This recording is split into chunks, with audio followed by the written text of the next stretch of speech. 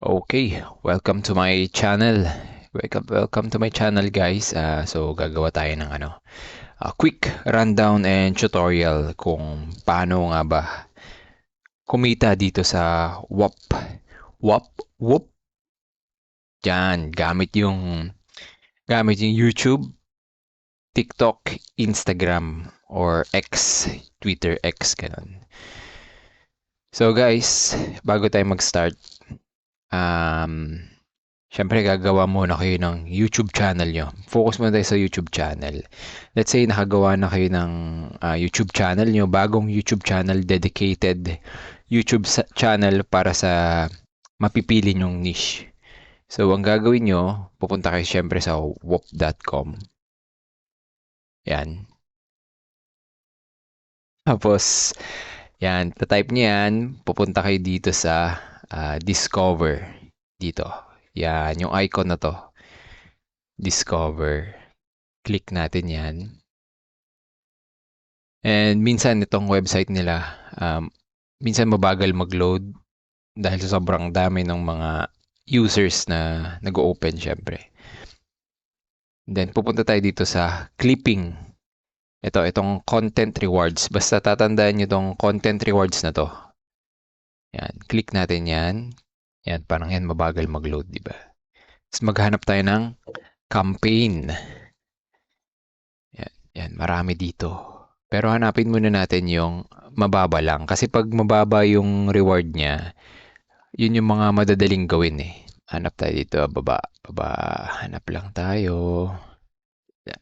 Kahit ano lang dito guys, basic editing skills. Ito. Double coverage podcast. Yan. So, i-click nyo siya. Pag nakahanap kayo ng campaign nyo, punta kayo dito. Yan.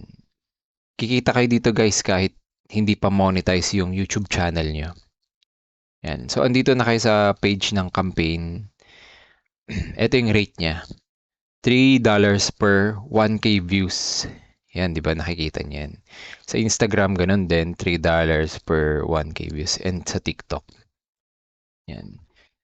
Pero, hindi lang dapat post ng post or upload ng upload.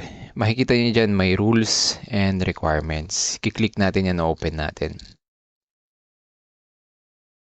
Yan. So, ito yung page or minsan ano lang to, Google file, Google Docs na file. Dito nakalagay yung mga requirements. So, basahin muna natin. Ayan, bago ka magpo-post daw, before you post your first clip, review these requirements. Videos that don't meet every requirements won't be approved. Yan. Dapat gumawa ka ng dedicated na YouTube channel niya. Ayan, di ba? Dedicated. Tapos, kukunin mo yung mga clip. Minsan, ibibigay yung YouTube channel. Tignan natin to. Yan yung channel nung gagawan nyo ng mga shorts. Technically, gagawa kayo ng YouTube shorts na base sa mga podcast na to. Yan, kukunin, ida-download nyo. Bahala na kayo kung paano yung i-download. Pero dapat 720p or 1080p yung resolution na mada-download nyo. So yan, dito nyo kukunin. And then, ayan, meron pa siyang mga ibang requirements. Kailangan nyo lang basahin. Yan, so ipopost mo yung shorts na magagawa mo sa Instagram Reels, TikTok, or sa YouTube nga. Tapos ito, may mga iba pa siyang requirement na, for example, kailangan ng watermark. So, ida-download nyo yan. Ilalagay nyo siya sa editing app or software na gagamitin nyo. Ito, audience must be at least 50%. Kailangan nyo i-target yung US audience or sa mga ibang country na Canada, Australia, UK, tsaka New Zealand. Yan, may mga requirements na kailangan mo maglagay ng hashtag base or tugma sa client na ginagawan mo. Yan. Yan, mapipayout, makuha mo yung payout basta nasa minimum requirement ka. Yan.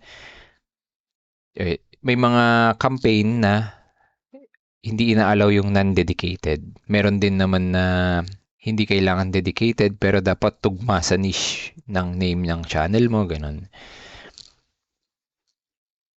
So, ayan. Babasahin nyo lahat ng requirements. Madali lang to guys. Ayan.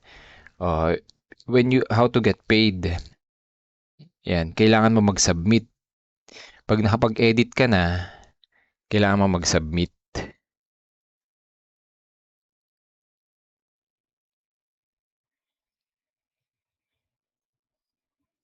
Yan, kailangan mo muna i-verify. So, nandito yan sa...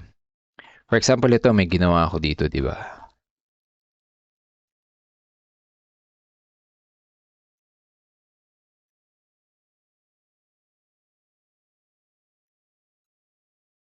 So, punta tayo sa campaign na sinalihan ko. Yan, nandito siya. Ayan, basta lagi nyo hanapin yung content reward. Yan.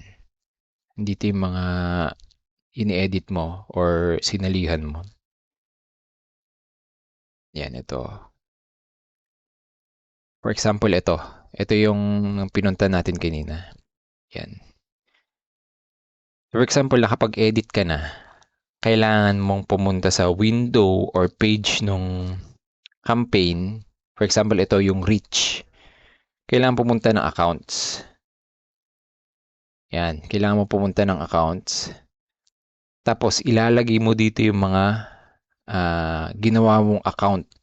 For example, sa TikTok and sa YouTube. Yan, di ba? Oh. So, pag nalagay mo na dyan, dapat nakalagay dyan verified. And then, home natin ulit. Ayan, tapos nakapag-edit ka na, di ba? Nakakuha ka na ng footage, na-edit mo na. Ayan. Lagi mong isasubmit within 30 minutes. Paste mo dito yung YouTube link, then lalagay mo siya ng title, yan. Video must be posted within 30 minutes of uploading to be eligible. Yan. So, pagkatapos mong, ito yung mga example ng YouTube Shorts. Diba? Ito lang yung gagawin mo. Gagawan mo lang siya ng shorts. Gagawan mo siya ng shorts. So, ito, naka 60,000 views. Kumita na siya ng $61. Itong isa, $42. $40. Yan. So, ang gagawin mo lang talaga, gagawa ka ng YouTube Shorts ng base sa ibibigay nilang video requirements na resources. Yan. So, i-download mo siya dito. Yan.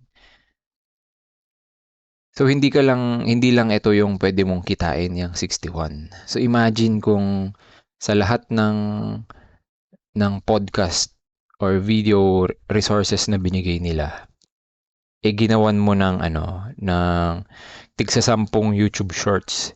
Tapos lahat yun, nagkaroon ng views above 1,000 view. So, meron kang $1 or $3 each, di ba? Every YouTube Shorts na may 1,000 views and above. Kasi yung ibang naman for example, ito, clipping culture. Punta ulit tayo ng apps para makita nyo. Tapos ito, content rewards lagi.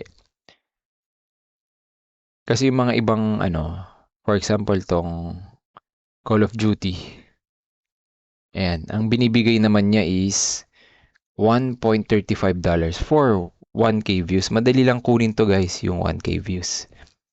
As in, madali lang. Gawan mo lang siya ng dedicated YouTube channel. Mag-upload ka ng YouTube Shorts. Pero wag ka magsa-spam. Kasi makikita ka ni YouTube na para kang bot. So, ayan. Paano kung bigla pang monetize yung YouTube channel na gagamitin mo? So, ang laki ng potential na pwede mong kitain dito. Pero kung hindi ka pa naka-monetize or hindi pa monetize yung channel mo, $2 for 1K views sa mga dedicated channel nito. Diba? So, unlimited yung pwede mong makuhang pera. Basta hindi pa tapos yung campaign. So, matagal pa to. Ito, kalahati, 50% pa lang to. Yan. Yung total niya is $25,000. So, imagine kung monetize pa yung channel mo. For example, ito, may submission ako. Yan. Yan, kailangan mo lang antayin yung views. Tapos dapat matarget mo yung US market. Yan. So, yun lang guys. Madali lang to. Very easy. Lahat naman tayo kayang mag-edit, di ba? Ng gamit ang CapCut, ganyan, or any editing app na libre. Gawan mo lang siya ng 10 to 30 seconds na YouTube Shorts. Siyempre, diskarte mo na rin kung paano mo siya i-upload, anong oras, ganyan, para ma-target yun. Or, gagawin ko ng separate videos kung paano ma-target yung US market. Yan. Importante kasi dyan, matatarget natin yung US market na hindi gumagamit ng VPN. Ayaw yun ni YouTube kasi madedetect niya yun, paiba-iba yung IP mo. Although naka-US IP ka, pero paiba-iba nga. So, parang mafa-flag down din yung YouTube account na gagamitin mo. So, yun lang guys. Next na gagawin ko siguro kung paano makapag-target ng US audience sa YouTube nyo, YouTube account. So, yun lang guys. Kung hindi ka pa naka-subscribe, subscribe ka kasi madami pa akong i-upload na mga tips and tricks kung paano kumita dito sa YouTube and other social media account.